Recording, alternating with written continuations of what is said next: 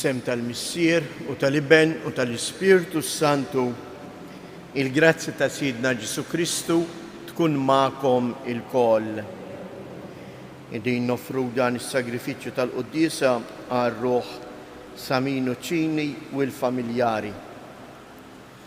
Lum il-Knisja tagħmel it-tifkira ta' San Pio minn Petralcinja, dak li aħna nsejħulu Padre Pio tal-Pjagi. Aktar milli barra il-pjagi li kellu,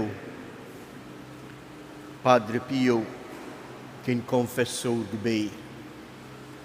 Jew għalhekk illum nitolbu biex il-Knisja tkompli tikber bat ta' vokazzjonijiet saċerdotali, ministri tal-ħniena u l-imħabba ta' Alla, kif ukoll għalmi dinbin biex ħadd ma jħossu esklus mill-imħabba, mill-maħfra ta' Alla, imma bil-kuraġġ jersaq lejh u jitlob il-maħfra għal ħtijietu. U għalhekk fil-bidu din il-Qudiesa jew aħna l-koll nitolbu maħfra il-Alla għal ħtijietu.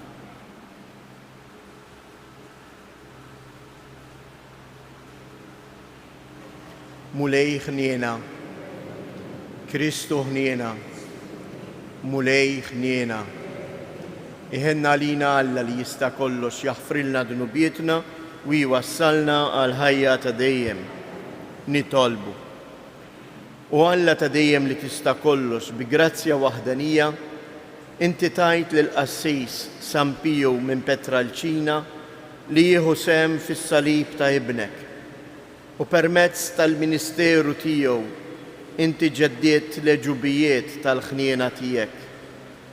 Għati lilna għat-talb tiegħu li nkunu il-ħin kollu maqudin mal-passjoni ta' Kristu biex naslu bil-ferħ fil-glorja tal-qawmien mill-imwiet.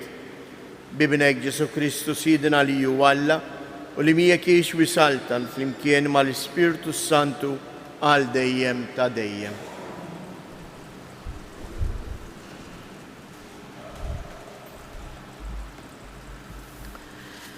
Għarim il-ktib tal-profeta Ħagaj. Fit-tieni sena tas-Sultan Darju, fis-sitt xahar, fl-ewwel tax-xahar, il-mulej permezz tal-profeta Ħagaj kellem lil Zerubabel bin Sjaltiel, gvernatur ta' Ġuda, u lil Ġoswe bin Ġehosadak, il-qassis il-kbir u qalilhom. Dan jgħid il-mulej tal-eżerċiti, dan il-poplu jgħid, it-tempju tal-mulej għad ma wasallux iż-żmien li jinbena mill-ġdid. U l-mulej tkellem permezz tal-profeta Ħagaj u qal: jaqgħu għalikom huwa issa il-waqt li intom tagħmlu fid-djarkom imsaqfa waqt li din id-dar għadha ħerba. U issa dan jgħid il-mulej tal-eżerċiti: ġibu quddiem għajnejkom minn xiex għaddejtu. Bosta żrajtu imma ftit ħżintu. Kiltu u m'hemmx li tixbaw, xrobtu u m'hemmx li tiskru, ilbistu u m'hemmx li tisħnu, u l-ħaddiem mikri qiegħed ħlasu f'but imtaqqab. Dan jgħid il-mulej tal-eżerċiti: ġibu quddiem għajnejkom minn xiex għaddejtu. Itilgħu fuq il-muntanja, ġibu l-injam u ibnu id-dar, u jien nitaxxaq bija u nissebbaħ fija, jgħid il-mulej. Il-kelma tal-mulej. Il-mulej jitaxxa bil-poplu tiegħu. Il-mulej jitaxxa bil-poplu tiegħu. Għannu lill-mulej għanja ġdida fil-ġemma ta' ħbiebu t-tifħir tiegħu. Ħajifraħ Iżrael bil-ħalliq tiegħu u jitennew u l-Sion bis-sultan tagħhom. Il-mulej jitaxxa bil-poplu tiegħu. Ħajfaħru bis-sfin l-isem tiegħu bid-daq tat-tambur u taċ-ċetra għax il-mulej jitaxxaq bil-poplu tiegħu u jsebbaħ lill-fqajrin bir-rebħa. Il-mulej jitaxxaq bil-poplu tiegħu. Bil-glorja jitennew ħbiebu u jaqbżu bil-ferħ fuq frixhom. It-tifħir ta' Alla ikun fuq fommhom, dan uġieħ għal ħbieb tiegħu kollha. il-mulej jitaxxa bil-poplu tiegħu. Alleluja, alleluja, alleluja. Jinu it-triq, il-verità u l-ħajja jgħid il-mulej, ħadd ma jmur għand il-missier jekk mhux permezz tiegħi. Alleluja.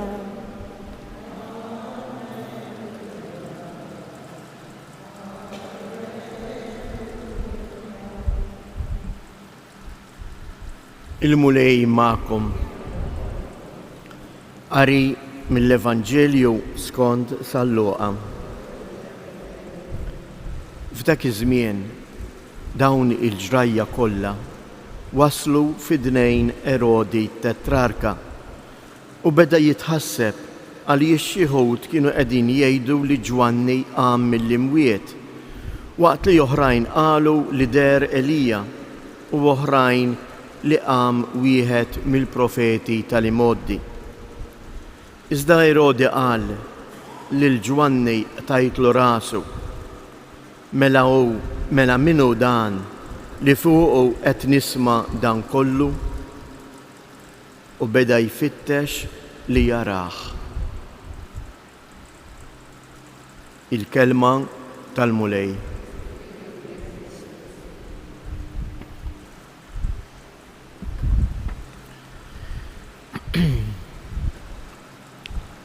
Dak li ġara l-Erodi jiġri lilna wkoll. Anka bejn xulxin tisma' n-nies jitħattu fuq xi ħadd, persuna ssir famuża u tibda tfittex li ssir tafa. Tibda tfittex biex tkun taf aktar min hi, x'tagħmel, x'tgħid.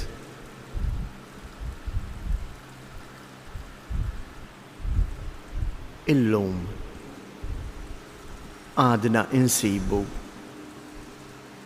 nies li jitkellmu fuq Ġesu.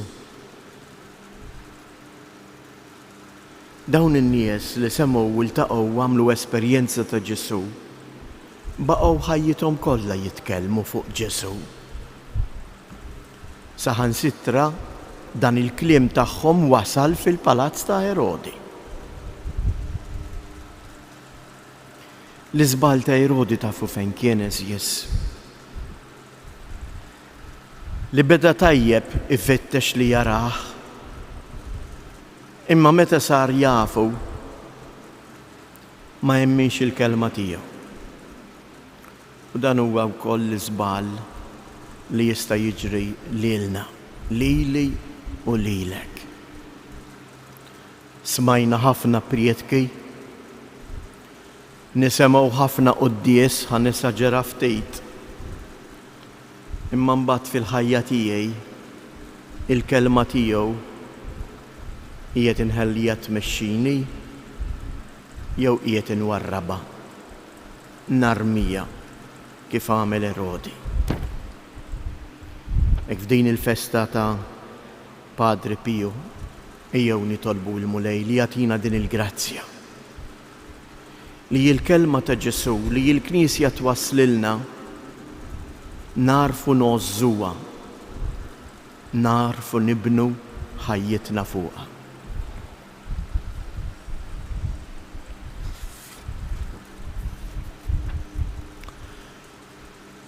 Huma bil-wifqa u fiduċjużi fl-imħabba infinita ta' Alla lejna li tagħna l-Ibnu l-Għażiż biex ikun is-salvazzjoni tagħna ejjew nitolbu.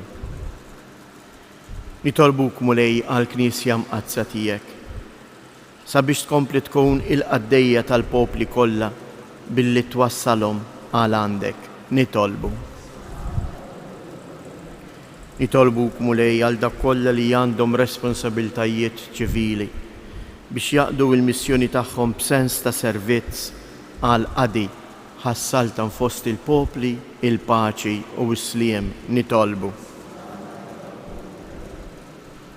Nitolbuk mulej għalina il-koll biex il-kelma li nisimgħu tinżel f'qalbna u tagħti il-frott nitolbu.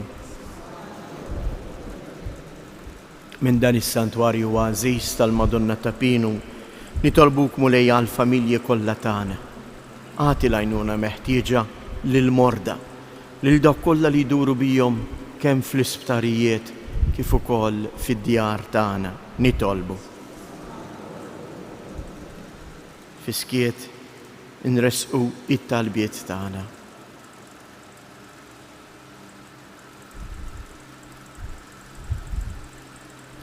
Il-qamissier qaddis dawn it-talbiet li qegħdin inresqulek u jbagħat fuqna l-Ispirtu qaddis tiegħek biex dejjem iqanqal fina l-Ispirtu ta' indiema ħalli nagħmlu esperjenza tal-ħnina u l-imħabba tiegħek. Int li tgħix wis-saltan għal dejjem ta' dejjem.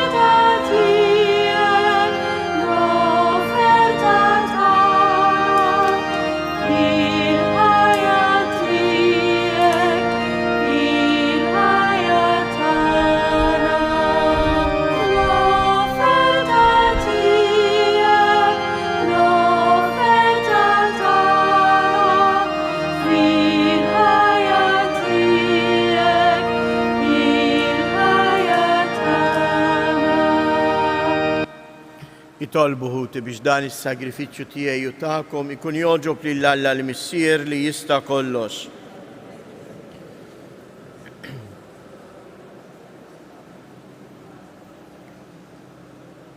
U Alla li tista' kollox ilqa' l-offerta li qegħdin nagħmlu lill-kobor tiegħek fit-tifkira tal-Qassis San Piju. Fiċ-ċokontana nitolbuk biex din l-offerta li hija xhieda tal-glorja u s-seta tiegħek tatina il-frott tal-fidwa bi Kristu siedna. Il-mulej ma'kom, nerfu lubna il-fuq, nizzuħajr lil-mulej Alla tagħna. Sewwa u xieraq tas-sew mulej missier qaddis Alla ta' dejjem li tista' kollox, tajjeb u taġi tas-salvazzjoni tagħna li dejjem u kullimkien inroddulek ħajr.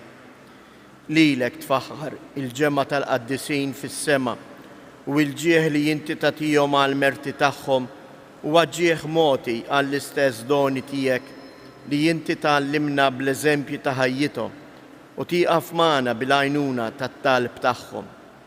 U aħna imdawrin misħaba hekk kbira ta' xhieda b'qalbna qawwija niġru t-triq li għandna qudiemna biex niksbu magħhom il-kuruna tas-sebħ minsuġa minn wart li qatt ma jitbiel bi Kristu siedna.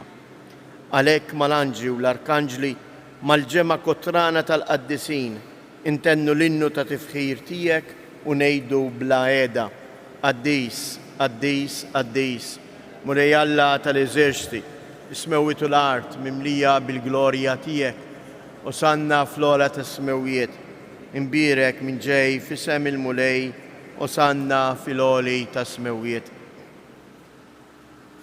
Qaddis tas-sewwint mulej, inti lajn ta' kull qdusija. Qaddes għalhekk nitolbuk dawn l-offerti bil-barka tal-Ispirtu tiegħek biex isiru għalina il-ġisem u id-dem ta' Siedna Ġesu Kristu. Li meta kien se jingħata biex mir-rajħ ibati ħal ħobs radd il-ħajr qasam tal id-dixxipli tiegħu u qal: ħudu u kulu il-koll minn dan, għax dan huwa ġismi li jingħata għalikom.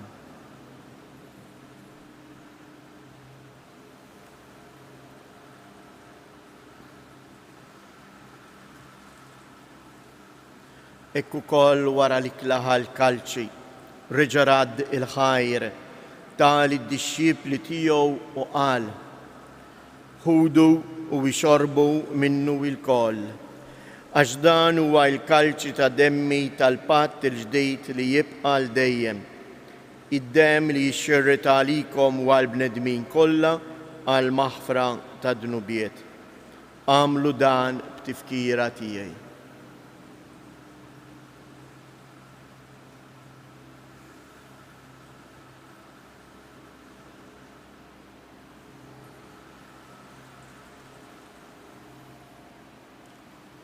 Danu il-misteru tal-fidi inħabbru l-mewt tiegħek mulej, inxandru bil-ferħ il-qawmien tiegħek, nistennewk sa ma tiġi fil-glorja.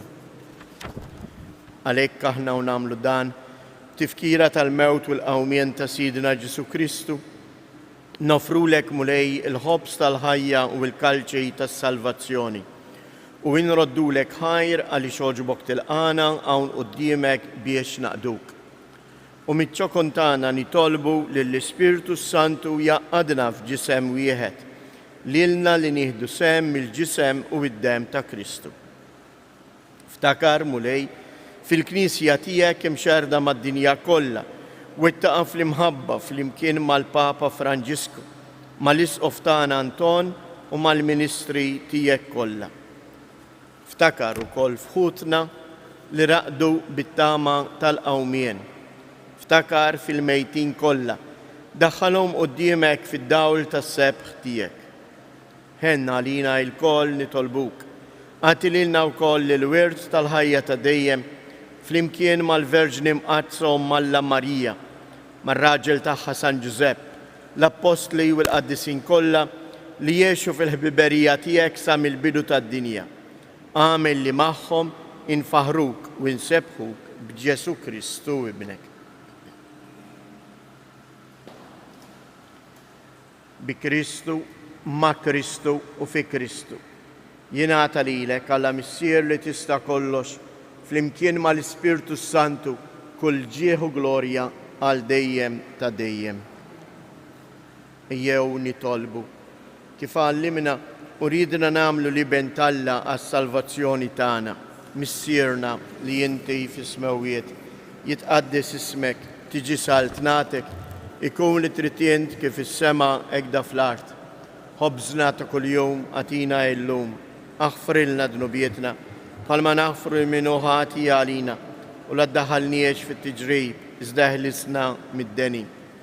Eħlisna nitolbukum ulej minn kull deni, għatina fit-tieba u l-ħnina tiegħek il-paċi fi żmienna, biex inkunu ħielsa dejjem mid-dnub u imħarsa minn kull inkwiet. Aħna u nistennew u nittamaw ilejna u l-miġja tas-Salvatur tagħna Ġesu Kristu. Mulej Ġesu Kristu, li qed lill-Apostli tiegħek inħallilkom isliem, nagħtikom isliem tiegħi, la tħares lejn dnubietna, iżda ħares lejn il-fidi tal-Knisja tiegħek, għatija isliem u laqda li jint trid fija, int li tgħix wis-saltan għal dejjem ta' dejjem. Il-paċi tal-mulej tkun dejjem magħkom. Għatu l-paċi lil xulxin.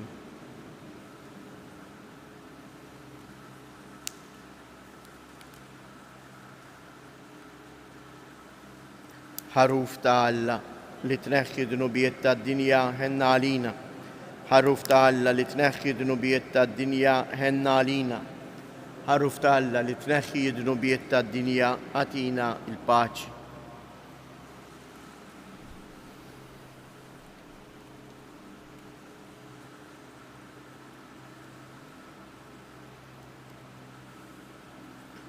Danu il-ħaruf ta' Alla, danu li jneħħi d-dnubiet tad-dinja, ħen jindawk li huma mistiedna għall-ikla tal-ħaruf. Dejk il-muwaħda. Il-ġisem ta' Kristu.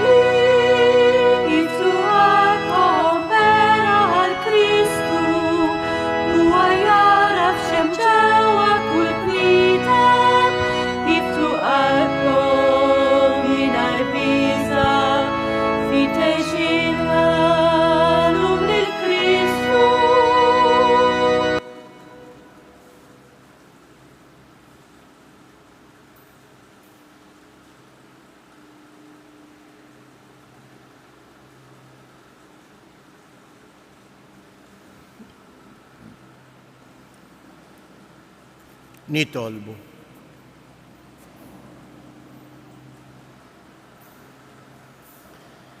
Bis-saħħa ta' din it-qarbina mqazza għamelu Alla li tista' kollox li nimxu dejjem fuq l-eżempju ta' San Piju minn Petralcina biex bla għeda nagħtuk ġieħ minn qalbna u ma nejjew qatt naħdmu bl-imħabba għal ġid ta' kulħadd bi Kristus Jedna. Il-mulej magħkom. Iberikkom Alla li jista' kollox, il-Missier, l-Iben u l-Ispirtu Santu. Nejdu 3 Ave Marijiet u npoġġu taħt il-mant Tomna Marija, l-emigranti tagħna u l-familji kolli. Sliem għalik Marija, bil-grazzja mimlija l-mulej miegħek. Imbirka inti fost in-nisa, imbirek il-frott tal-ġuf tiegħek Ġesu. Sliem għalik Marija, bil-grazzja mimlija l-mulej miegħek. Imbirka inti fost in-nisa, imbirek il-frott tal-ġuf tiegħek Ġesu. Sliem għalik Marija, bil-grazzja mimlija l-mulej miegħek. Imbirka inti fost in-nisa, imbirek il-frott tal-ġuf tiegħek Ġesu.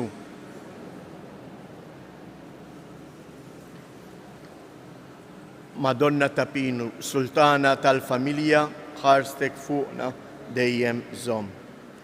Morru u għejxu fil-paċi ta' Kristu.